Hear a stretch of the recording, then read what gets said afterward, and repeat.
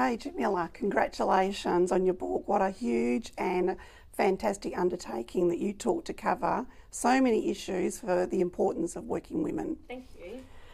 Look, you summarise lots of things in your book about the research that you did and the evidence to support those key points, but it's not just about your story, really, is it? There's so much more in there. And in that research and the findings and, everything that you wrote about, there were some surprises and shocks and things that probably impressed you. Can you elaborate on that?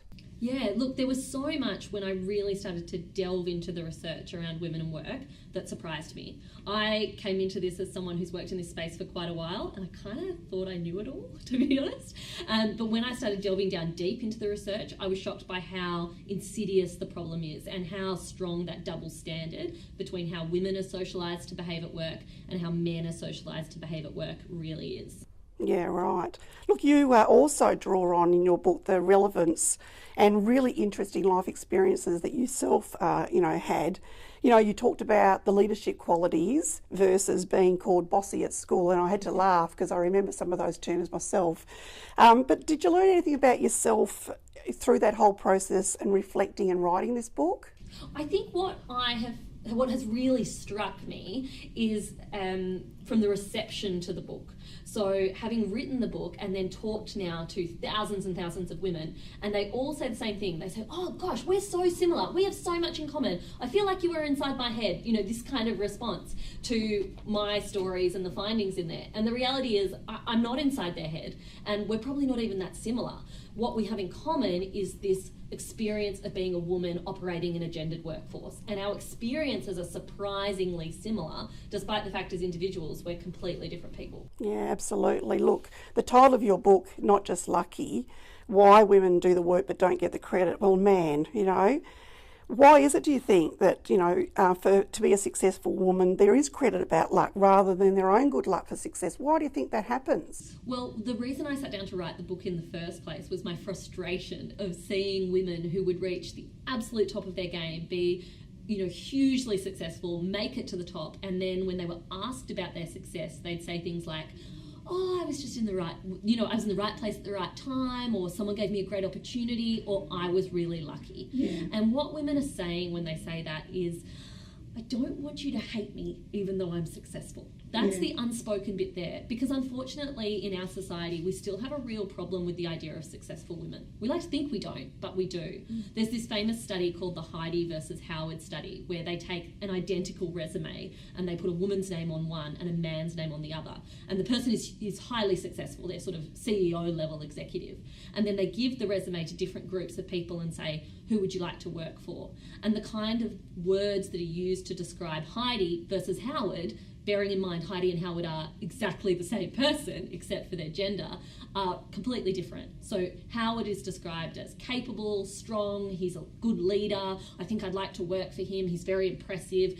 And Heidi, also described as impressive and capable, but then she gets the negative words in there. I don't think I'd like to work for her, she seems kind of aggressive and overbearing, she sounds like a bitch. And keep in mind, again, these are the same resumes. This is the same person. So we do have this unconscious bias that goes on in our heads where we associate powerful women with not being very nice. So I think when women call themselves lucky, what they're trying to say is, I know I've had some success, but I don't want you to not like me anymore. Your involvement and the interest of the national, progressive and feminist politics threads that are all through your book, that really goes to the individuals, the personal, professional development of goals and activities. It's really practical, and I congratulate you on that. So what do you have to say about social and economical reform, the involvement in the political parties and unions and other progressive organisations? How important is it for them, do you think? Well, this book I wrote mostly for younger women. That was who my audience was. And I wanted to start by first making the case that gender inequality exists in Australian workplaces.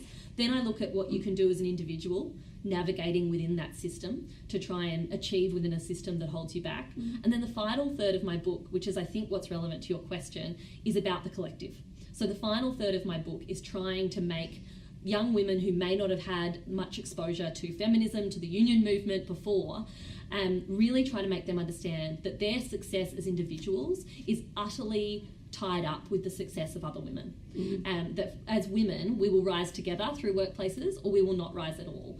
And I think it's really important that the union movement and the progressive movement more generally starts to look at the intersections of disadvantage, and gender is a key one there. So we know that within the union movement, for example, that women with a disability don't do as well in workplaces as men with disabilities, that women of colour are held back even more than white women. So I think we've got a job to do where we recognise we're all in this together, we understand the power of the collective, and we start to reach out, I think, as progressive people to those who aren't necessarily with us at the moment and who aren't necessarily singing from the same song sheet as us. Because I think people are out there. I think there are more people who can be convinced by the ideas of progressive politics and collectivism, but I think we're not necessarily talking to them at the moment. And that's what this book was for me. I wanted to talk to young women who may not necessarily be engaged, and they're probably going to pick up this book because they want to get ahead in their career themselves. And what I'm trying to do is say, yes, let me talk to you about how you yourself can navigate this system, but also I want you to think about the woman sitting beside you. And I want you to think about the woman who wishes she could sit beside you, but for whatever reason, whatever disadvantage she faces, is probably never going to. And there seems to be less on the disadvantage than older women that are faced through work. Are we going to wait for a second volume? Is that what you're going to write about? Well, I think the reason I probably set that to the side was because I was talking to younger women specifically. And a lot of the younger women I was speaking to would have faced those different intersectional disadvantages. They're not yet facing the disadvantage of being older, though, of course, that will affect them in their career. And one of the things we know is that women who are older report feeling like they are invisible.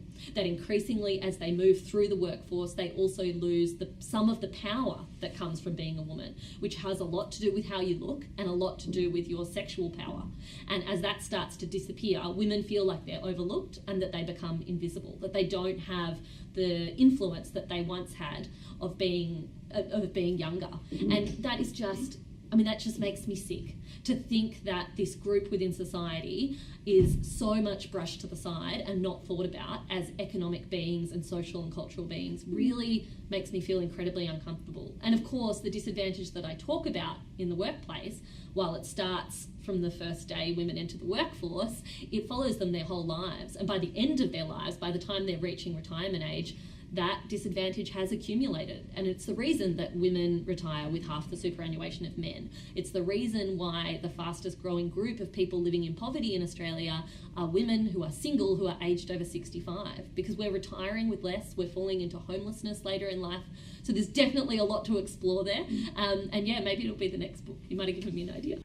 You said before that people don't believe there's a pay gap.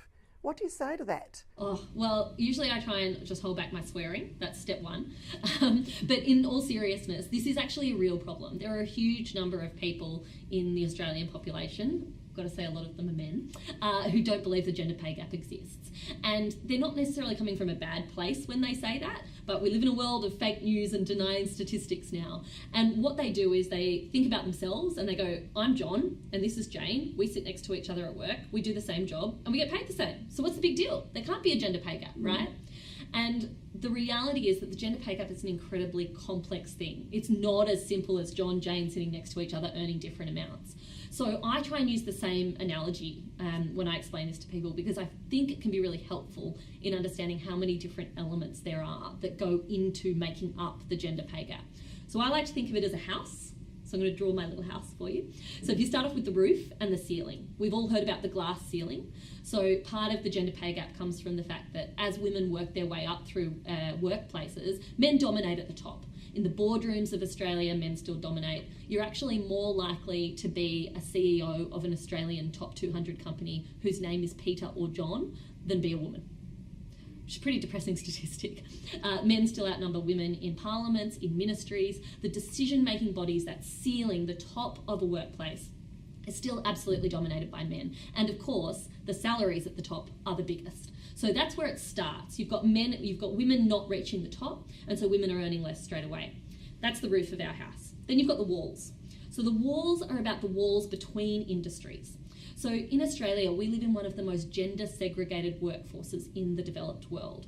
And that means that most Australians don't actually experience a workplace that is gender balanced, that has an equal number of men and women. Most of our industries are either dominated by men or dominated by women.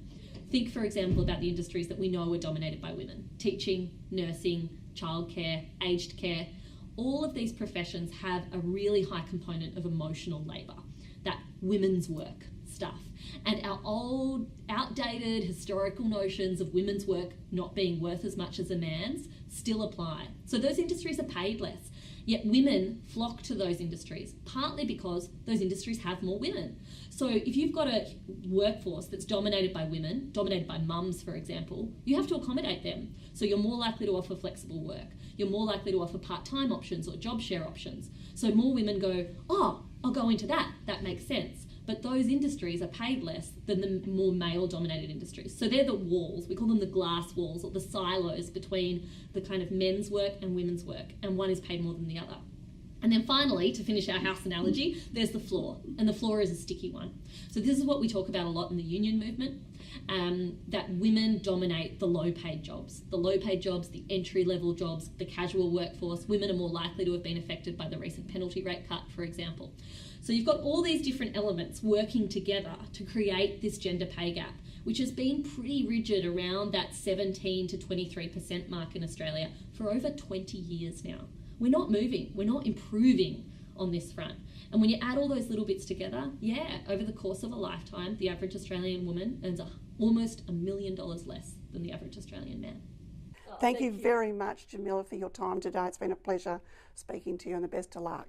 Thank you for having me.